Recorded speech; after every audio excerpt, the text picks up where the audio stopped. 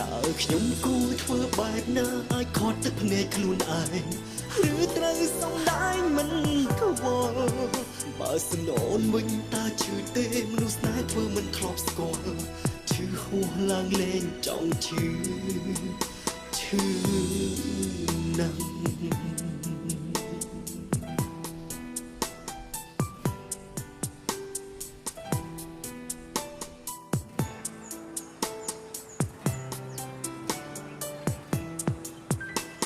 ហងត្រាហងចាប់ពីនេះមិនដែលនឹកគិតបកក្រោយទេ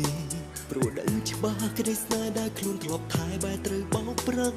ឈឺចាប់ឈឺឡើងឆ្អែតស្អែកប្រាប់ខ្លួនកុំចិត្តទុនស្បត់ហើយសុំកុំឲ្យជួបទៀត